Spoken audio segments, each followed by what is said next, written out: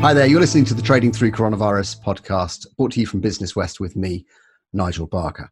Now, we're getting quite a long way into this lockdown period, and there's a lot of unease around at the moment. We're hearing stories about, one scenario saying we could have a 35% drop in our economy between now and June.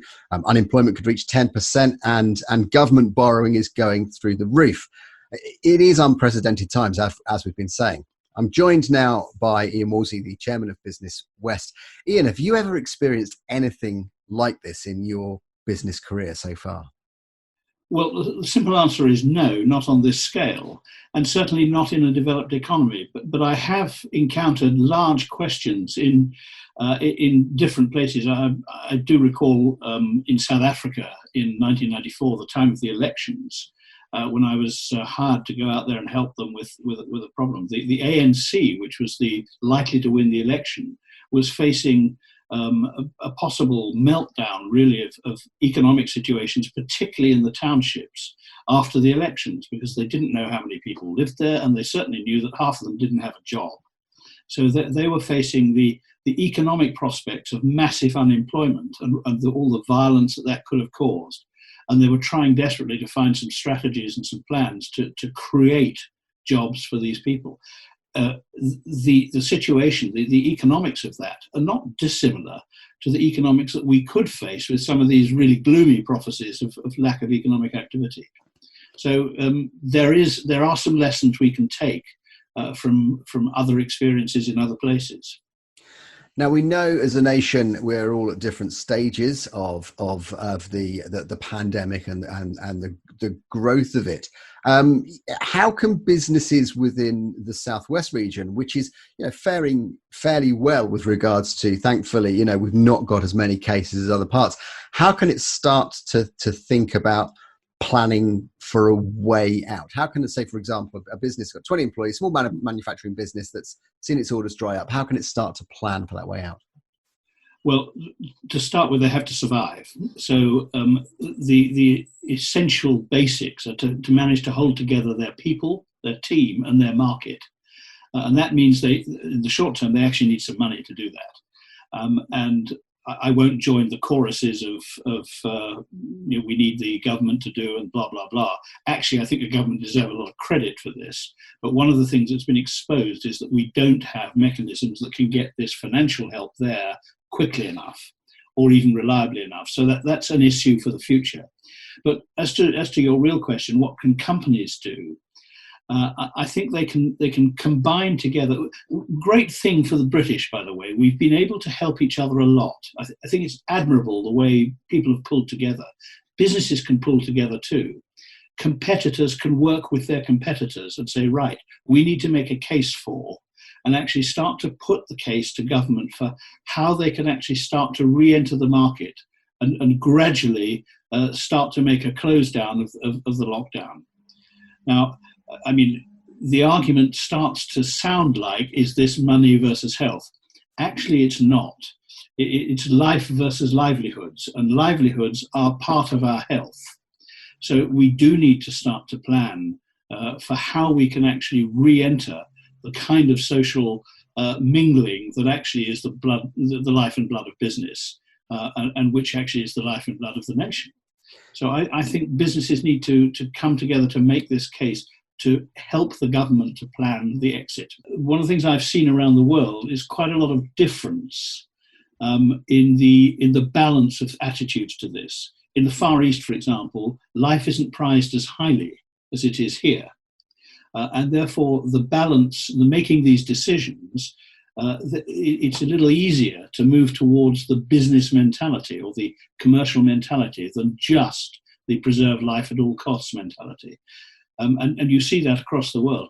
It's also the case that we have a much more regulated and controlled attitude in the West generally, and in the UK in particular, to some things than they do in, for example, the former Eastern Bloc, or even in Poland or Hungary, where actually they think nothing of government taking direct action, where we're a bit more suspicious of that. So, in terms of getting loans to people, government in those countries would just step in and do it. Never mind the banks.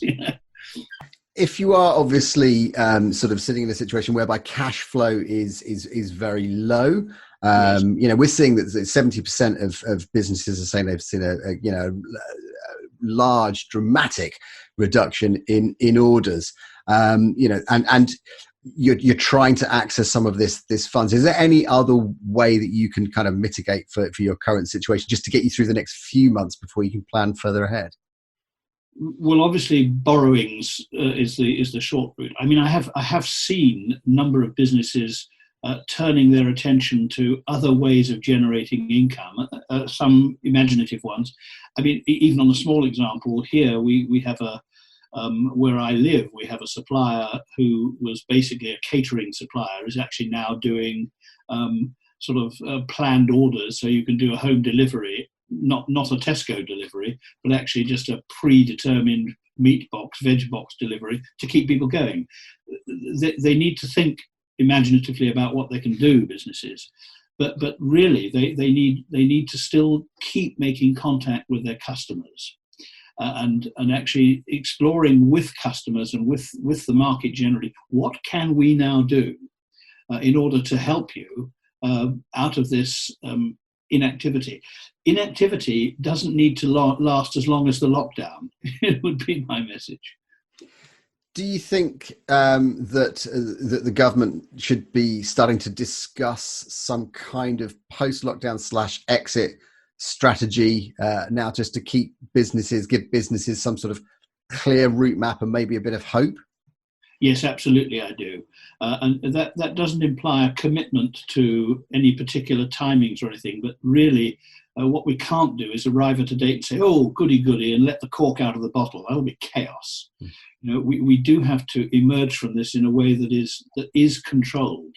And we hear in other countries, in Germany and in Switzerland and so on, that schools are starting to go back. People are starting to, the Merkel has made a statement yesterday about the gradual emergence from this. Yes, they do need to do this, and it needs to be in a conversation with business, and with all of those other services as to how we can manage this in a way which minimises the risk of a resurgence, but actually allows people back into a more normal way of life.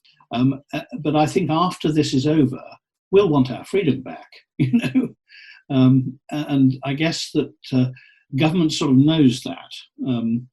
Whereas in other parts of the world, even in Germany, for example, they're much more likely to succumb to a discipline. So the exit strategy is a bit more difficult for us. Do you think it'd be possible to do this on a regional level with different regions, maybe relaxing different parts of the lockdown at different stages? Practically, I think that's possible, but it might be a bit invidious, to be honest. I mean, obviously, the most obvious contrast would be with London. I mean, London has had the worst case. It's had the worst infection rates. It is probably the worst hit in real terms with the shutdown. But actually, that's because it's the most high density. With the tube train is the obvious example of a no-no in this situation.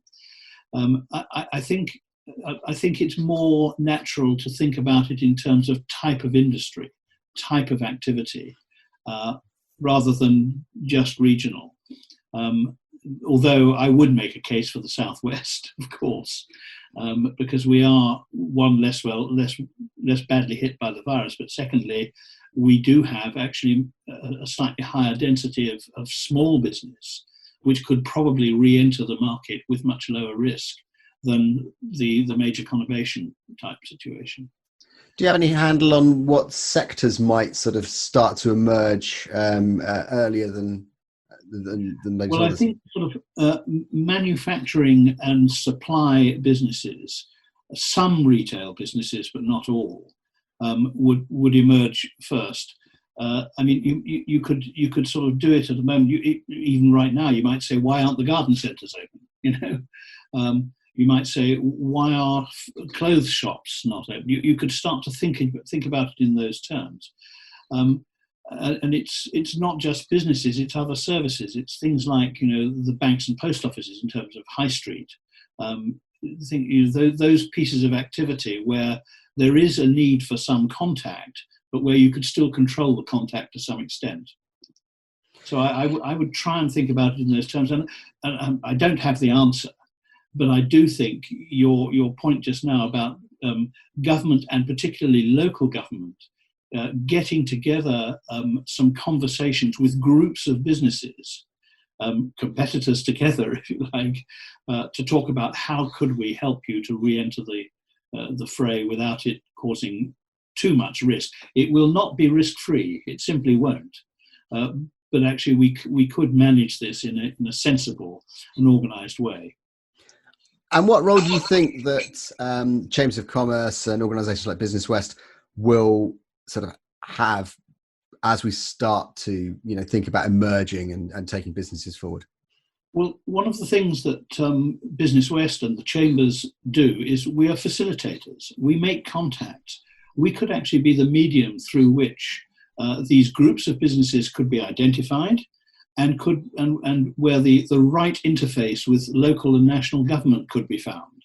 And we can organise that not just in the Southwest, but across the nation through the network of chambers of commerce. We could have discussions with the 7 councils I sit in the middle of here, and with all the other councils in the country could start to work in the same way. And the chambers of commerce would be the great facilitators in that. My final question for this is for you, Iain, is how normal do you think, as in business as normal, we will get back to as a business community after all of this? Oh, it's a hugely interesting question. I think I don't think we'll go back to where we started from. I genuinely don't. And I think I think there are some good things that will come out of this. Our ability to modify the way we think and behave has never been on sharper exhibition than this. And I think we will behave differently in the future. We may permanently change some of our shopping and social habits. Great, that's okay. Business actually might find that uncomfortable for a bit, but business is very good at matching the behavior of the people. In fact, business is actually about people. I think it was Rockefeller said something about, I will pay more for the ability to deal with people than any other skill on earth. And businesses have that, particularly the independent businesses, the lifeblood of the Southwest. So although it won't go back to normal, it will go back to something which we can manage and which we can rebuild our wealth and our delightful experiences from.